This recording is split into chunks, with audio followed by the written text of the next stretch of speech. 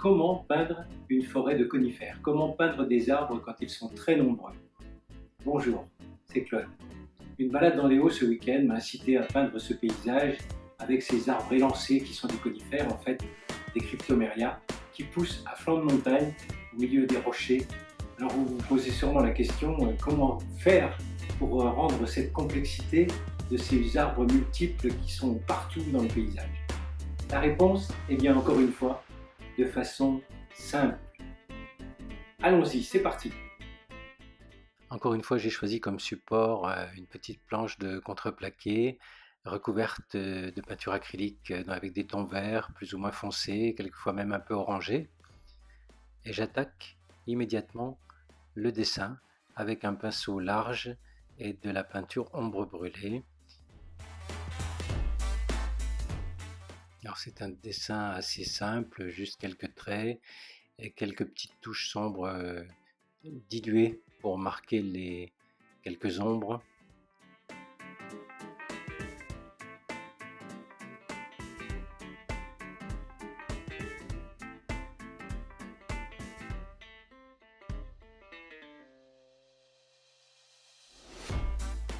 Alors un élément important, quand on peint des formes verticales parallèles, il faut changer les écarts entre les différents troncs d'arbres là, sinon si l'écart est le même partout, c'est extrêmement ennuyant et monotone. Et donc là j'ai rapproché un peu le troisième tronc vers la gauche et écarté un peu l'autre, le suivant, vers la droite.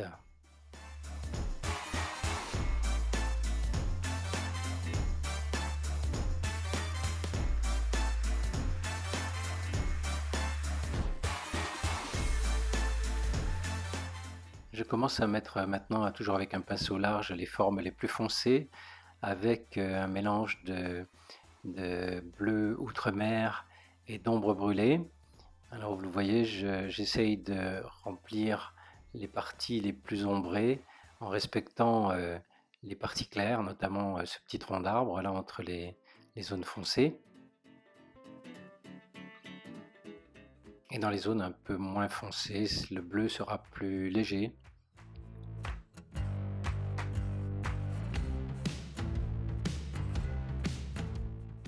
Et je vais remplir comme ça tous les espaces entre les troncs principaux, en respectant en arrière-plan les petits troncs plus dans le lointain.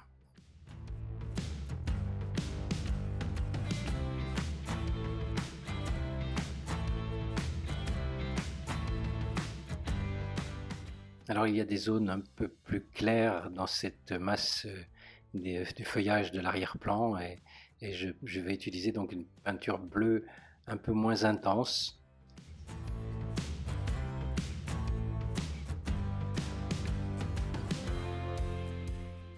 Et un bleu encore un peu plus léger pour déjà matérialiser un peu le ciel, pour découper un peu la cime de ces arbres, mais ça sera repris bien entendu après.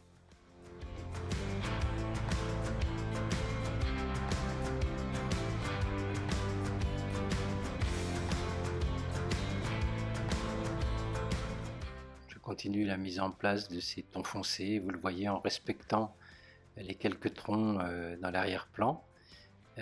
Ces couleurs foncées en fait vont servir de support en fait pour mettre des vraies couleurs dessus. Pour l'instant, vous voyez, on est plutôt dans des bleus, c'est pas très coloré, on est d'accord, et les tons verts vont être mis ensuite par-dessus plus tard.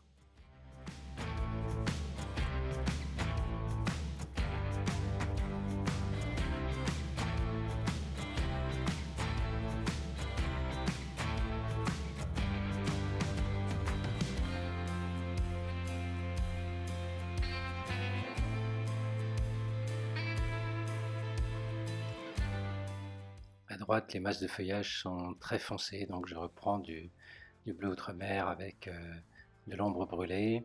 Et vous voyez, je garde des petites découpes, toujours pour garder quelques zones de lumière, mais on pourra y revenir après éventuellement. Si jamais on couvre tout, on peut encore récupérer ça en mettant de la lumière ensuite.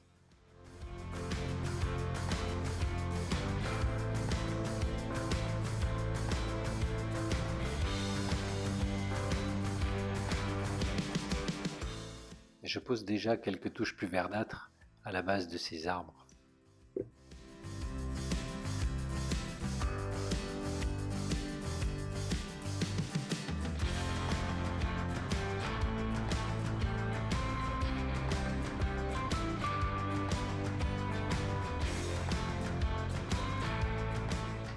Encore un bleu un peu plus clair pour découper un peu la cime des arbres, c'est-à-dire représenter le ciel.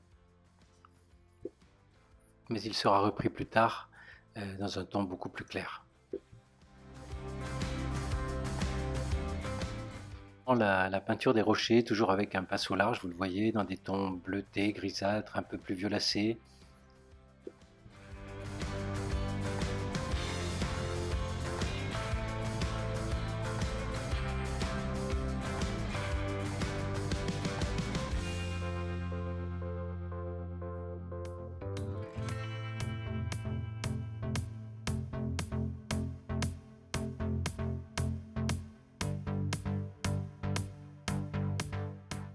J'essaie de remplir assez vite sans trop me soucier des détails, en essayant de respecter les valeurs tout en sachant que on peut toujours, à tout moment, reprendre ces valeurs pour les éclaircir ou éventuellement les foncer, mais plutôt pour les éclaircir.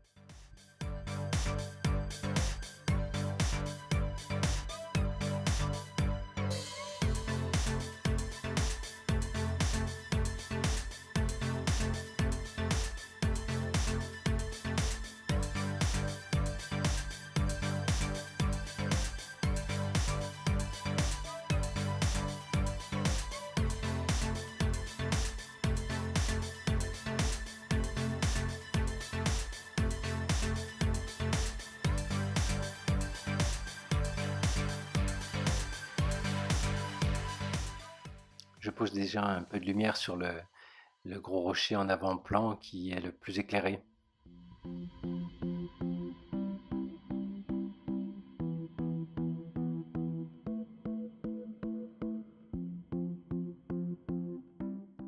Et maintenant, un vert assez foncé, plus foncé qu'en réalité, mais qui va servir encore une fois de base pour mettre ensuite des verts plus vifs, plus colorés.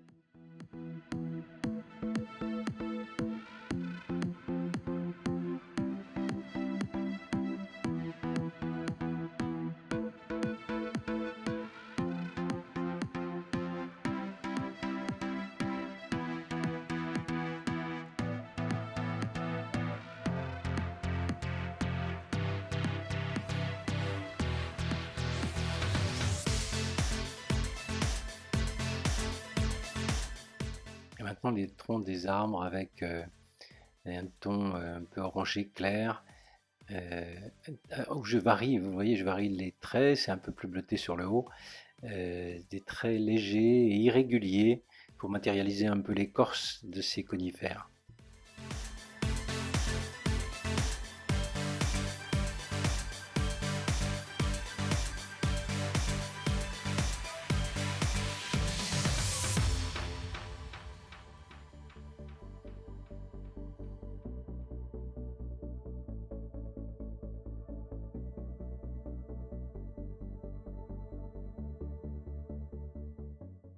Encore un peu de couleur sur tous ces petits troncs d'arbres un peu plus orangés.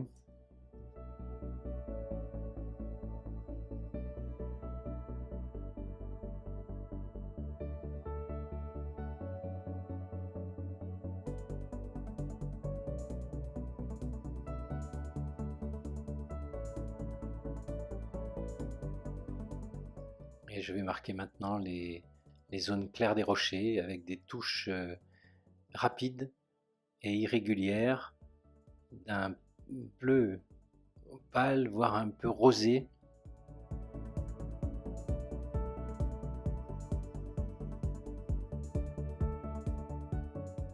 Comme d'habitude, beaucoup de variété dans la direction des coups de pinceau et dans l'intensité et dans les couleurs légèrement voisines, mais toujours de ton clair en premier.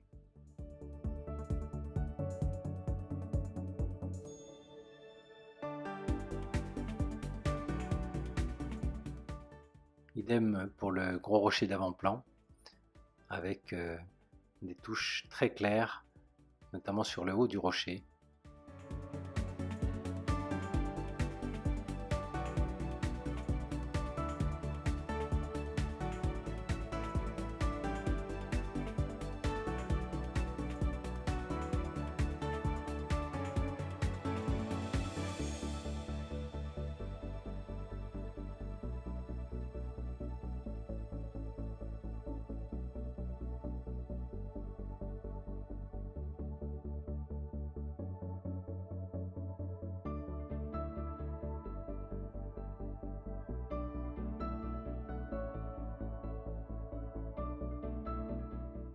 Je continue à poser toutes ces zones de lumière sur l'ensemble des rochers.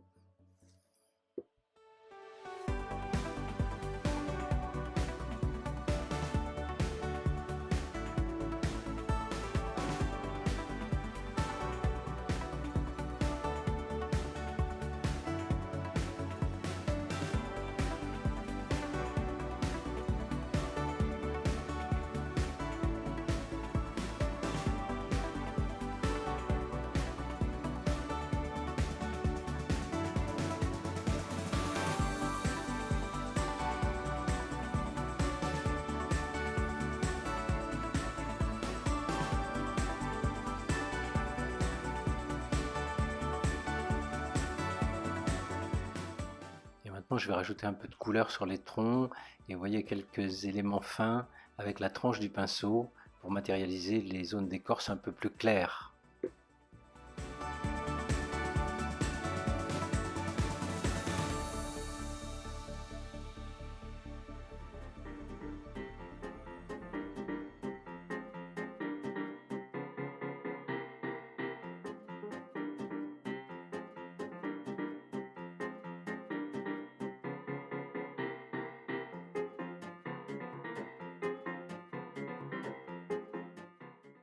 Je procède ainsi sur l'ensemble des troncs avec des zones de lumière et des zones plus colorées ou plus sombres sur le haut de l'arbre.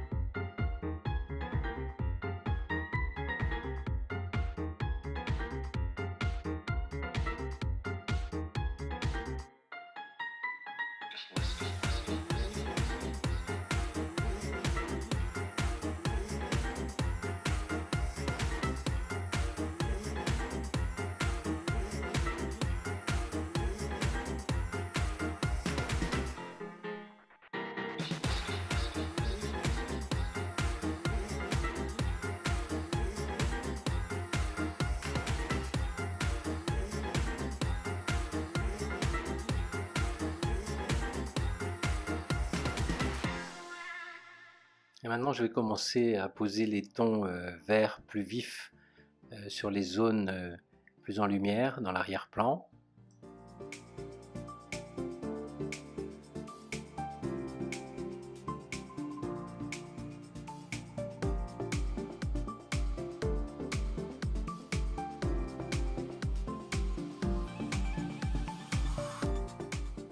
Je varie un peu les teintes, les différents verts, plus ou moins clairs, plus ou moins jaunâtres.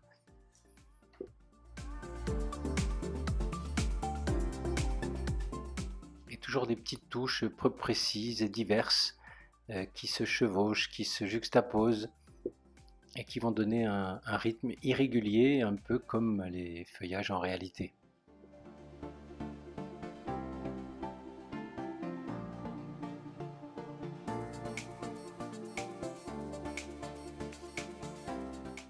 Un vert plus foncé à gauche, entre les troncs d'arbres.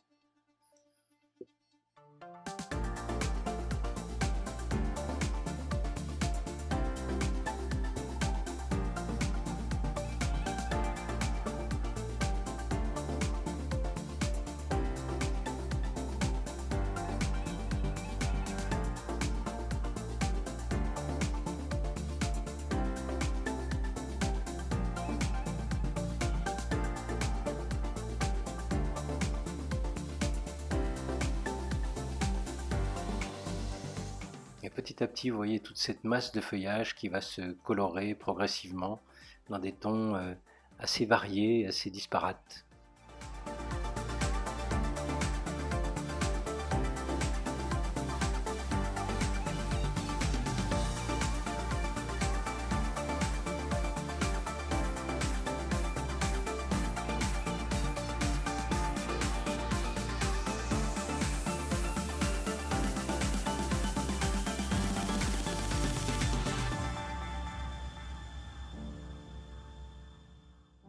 À gauche, une masse de feuillage très éclairé avec un vert jaune très intense.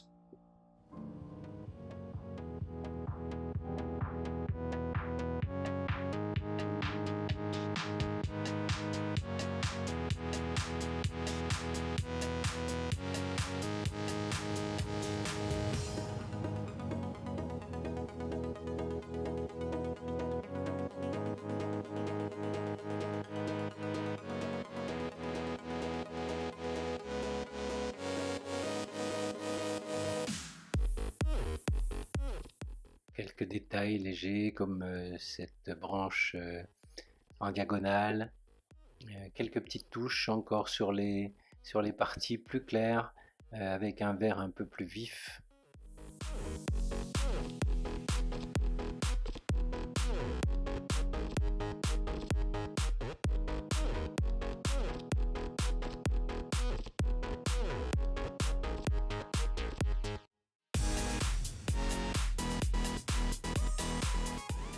Et je vais maintenant peindre le ciel avec une valeur beaucoup plus claire qu'initialement, en détourant soigneusement la crête des arbres.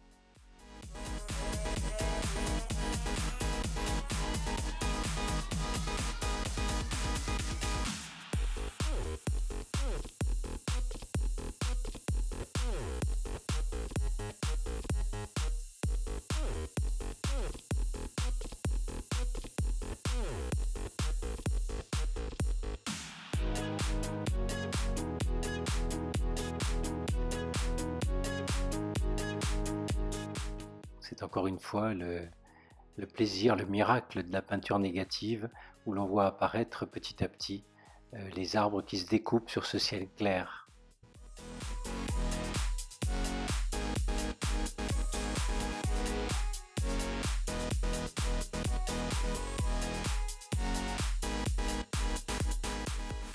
Quelques petites touches irrégulières sur le sommet de cet arbre le plus sombre qui vont matérialiser un peu le tronc un peu isolé entre deux touffes de feuillage.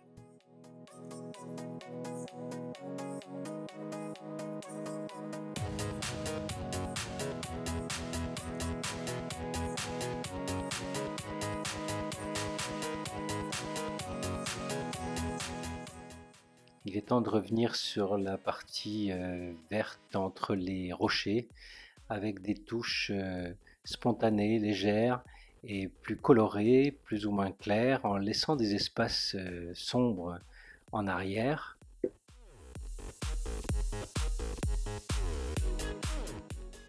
Pas de grands aplats de peinture, mais plutôt une juxtaposition de petites touches irrégulières qui partent dans tous les sens et qui vont donner un aspect beaucoup plus naturel à cet avant-plan.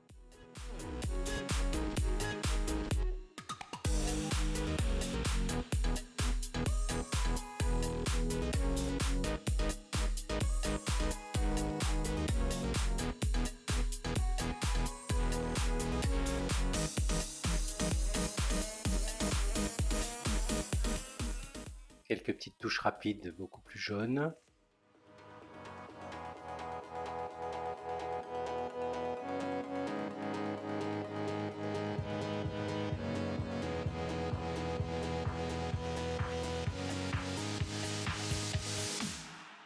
Et quelques ajustements sur les rochers, avec encore des touches claires.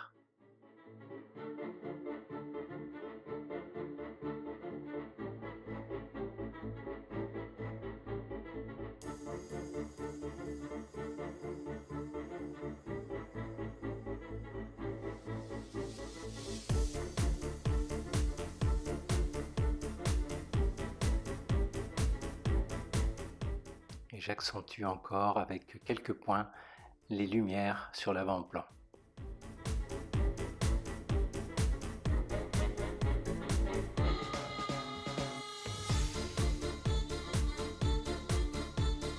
Et voilà, on a pu peindre cette forêt assez rapidement dans un style dépouillé grâce au pinceau large qui, avec des touches larges qui donnent l'illusion de la complexité du feuillage et de la forêt.